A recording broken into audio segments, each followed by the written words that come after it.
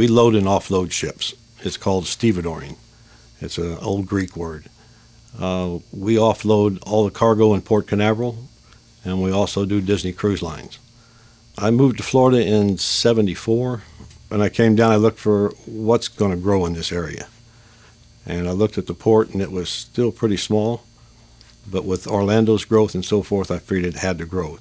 The house I moved into, across the street, I met a gentleman that worked at the port. And we were talking for a little bit, and he wanted to know if I wanted a job. And I said, well, what kind of a job?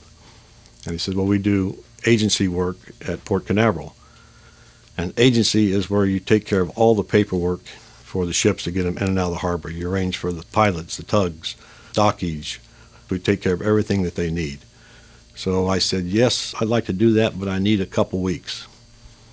So I spent 2 weeks learning what a bow is and a stern and port and starboard and ballards and everything. So when I got there, I wasn't just a complete idiot. I knew what was going on. So, and it grew from there. And that was Eller & Company. I worked for them for 6 years. We really didn't have a transportation company to take our crew members to and from the airport. We didn't have a hold cleaning service. Didn't really have a customs house broker. Anyway, we didn't have the right companies to take care of the needs for our customers. So I started these businesses while I worked for Eller & Company, asking them if they, we need to start this business. And they said, no, we're stevedores and agents. We don't do that. So I started those businesses. And 5 years later, they found out how profitable they were, so they decided to fire me, and that's how I started my own business, by being fired. I saw the need for the stevedoring business to have a non-union side. So I started a non-union operation in '83. I saw the need to get the politicians involved in our business, let them understand what we were trying to do, and have them also help us on what we could do to stay within the law. Letting them know that this was a right-to-work state, and that we were using that as our base to start a non-union operation.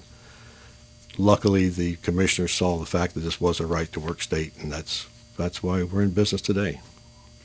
I started the business in 1981 and as Randall May Steamship Agency. And then in 1994, we changed the name to Ambassador Services, and I brought on 2 partners that had helped me build the business from 1985 and 1986 forward. They'd been there through all the thick and thin, and really helped me build the business. So I brought them in, made them partners, and I don't think the business would be where it is today without them, because one person, the size of this company, one person cannot do it all and be there all the time. In 2007, Ambassador Services had the opportunity to buy Mid-Florida Freezer and merge the 2 companies, which then made us basically the only stevedoring company in Port Canaveral at that time. And then, as everybody knows, 2008 hit, and then it was a major challenge. But we made the right move. Even by buying Mid-Florida Freezer, that is why we're still here. Because of the products they carried and the products that people need, the purchase of Mid-Florida Freezer's business allowed us to stay in business. Because as Ambassador, we thought we were very well diversified.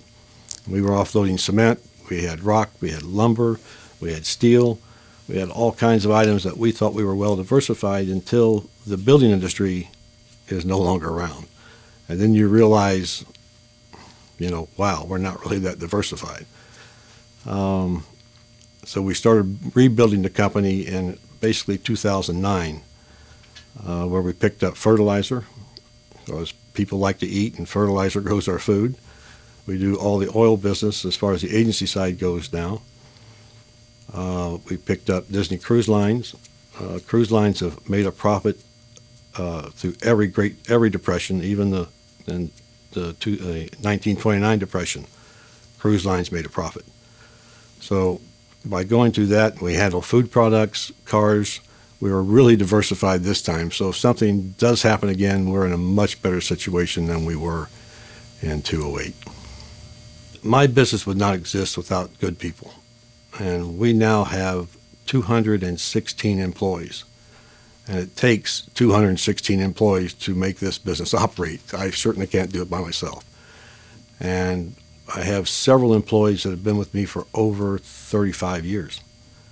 which is being a non-union company is a record in itself.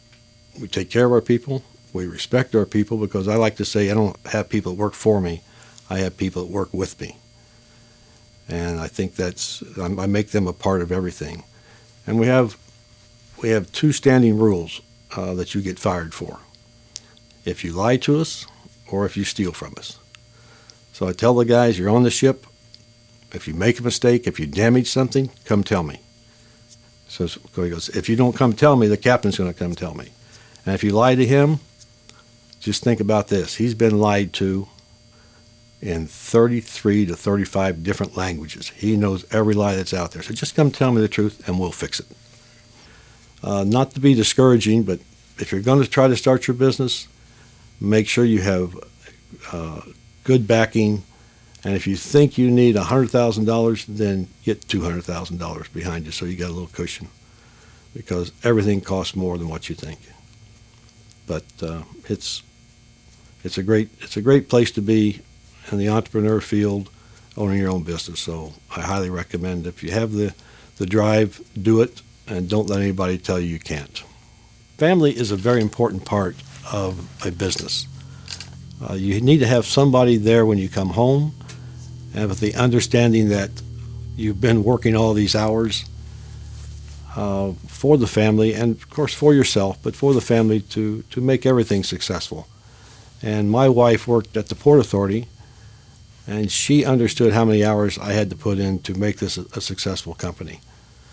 She would also help me after hours with paperwork, with billing. When we became more successful, she was our arm to helping the nonprofit organizations throughout the county, and she's been on several boards, a lot more than I've been, but that's worked for us, for her to be on those boards and for me to run the business. So without Linda working with me, I'm positive I would not be as successful as I am right now.